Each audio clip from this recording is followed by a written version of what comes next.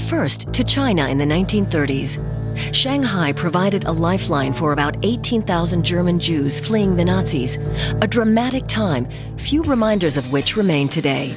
We went to look for these traces of the past.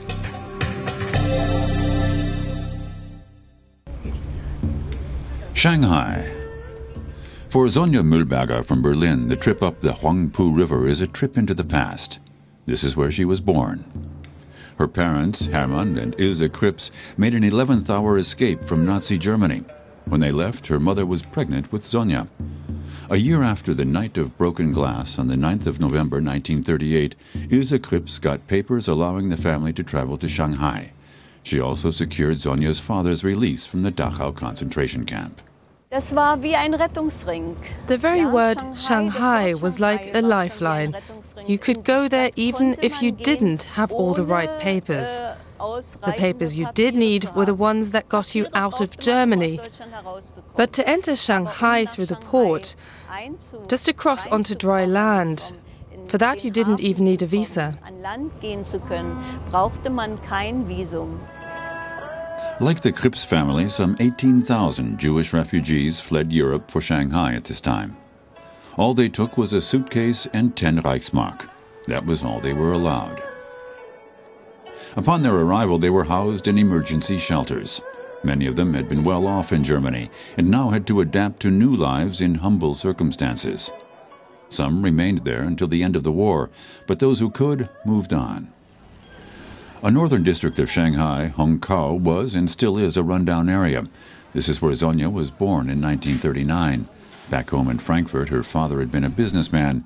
In Shanghai, he was reduced to selling eggs. To the family, their new life was an affront to their dignity.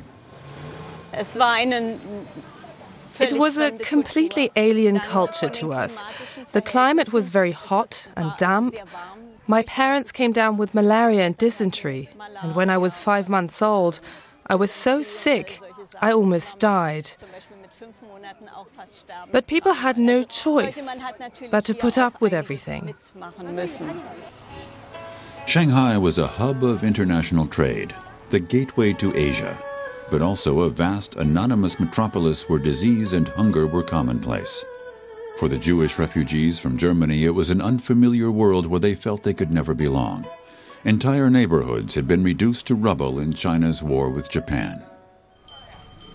Most of the Jewish refugees lived cheek by jowl with the population in the area around Zhaoshan Road. Today, only the elderly remember the days when Jewish refugees lived here. But increasingly, tourists come to rediscover this forgotten chapter in history. Jewish refugees used to live in the home of Mr. Shu. The Krips family lived in a similarly cramped flat.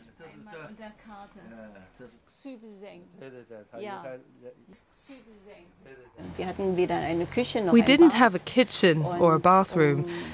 So when we had to answer nature's call, we would pull out a ladder in the hallway and go onto the roof. It was like our balcony, and on it there was a little hut and 2 pots.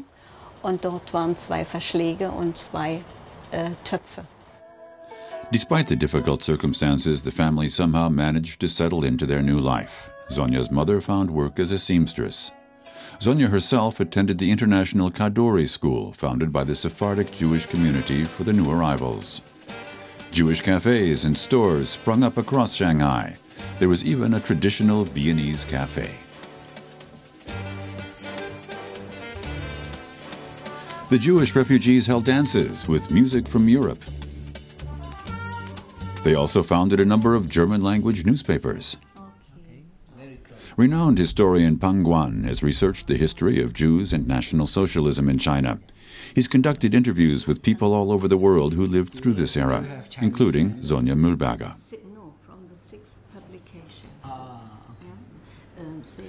Pang Guan is mainly interested in the Nazis' plans to apply the final solution to Jews in Shanghai with the help of their Japanese allies.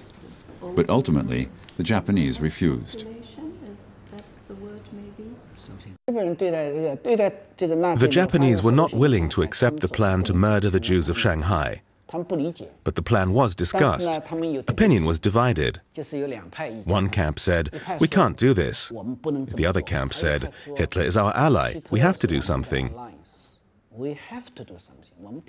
In the end, both sides agreed not to establish another Auschwitz, but to erect a designated area for stateless refugees.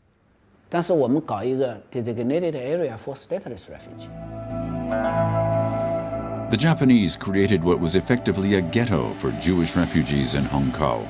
It was just 2.5 square kilometers in size, and already home to some 10,000 Chinese. No plans were made to relocate them. Hongkou became even more cramped.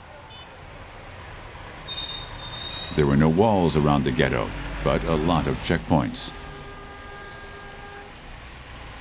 Sonja Mühlberger had to take her identity card with her when she went to school. Her parents had what was called a ghetto pass.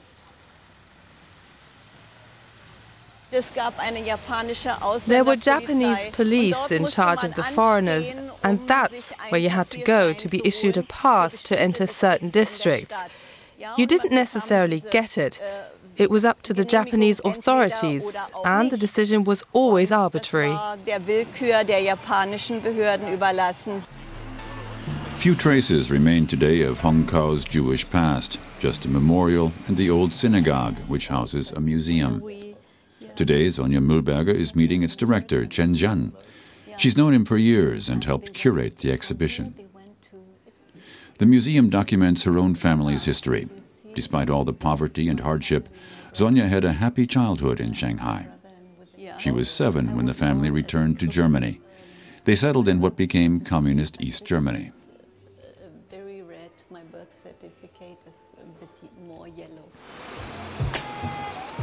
Home to a population of 23 million, today's Shanghai is more interested in the future than the past. There is little official protection of historical buildings and monuments. Much of the former Jewish quarter in Hongkou has been demolished. This once ramshackle neighborhood is barely recognizable. Sonja doesn't speak Chinese and has trouble finding the house she grew up in. But even though so much of Shanghai has been rebuilt, she eventually finds a few places she remembers from her childhood.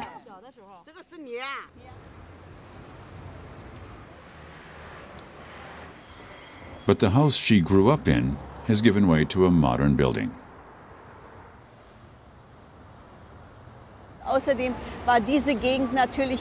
This area never used to be as clean as it is now. There was a lot of refuse lying around. There were always rickshaw drivers hanging round here. There was a hydrant where they would boil water and wash.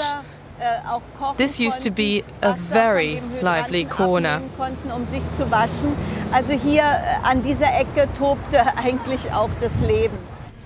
Sonja Mühlberger has recorded everything she can remember about life as a Jewish refugee in Shanghai.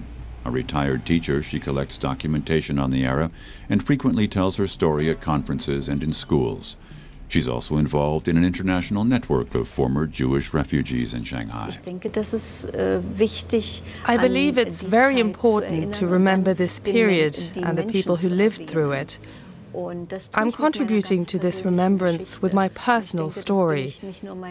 It's my duty not only to my parents, but also to my grandparents and to other relatives of mine who met terrible deaths. In September 1945, U.S. troops occupied Shanghai, marking the end of the war in China. The Jewish refugees now faced a dilemma. Should they stay in the city that had given them refuge, return to Europe, or start new lives elsewhere? Few of them chose to stay in China. Most of them bought passage on ships to the U.S., Australia, or Palestine. Along with approximately 600 other German Jews, Sonja Mühlberger and her family returned to Germany. They had no idea what to expect. I had never met my grandparents or my relatives. I knew none of them would be there to welcome us back. Many of them had died, and there was still a lot we didn't know about at that point.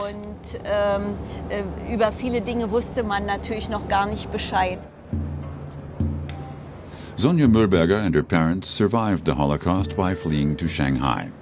She wants their story to be told, and who better to tell it than Sonja herself?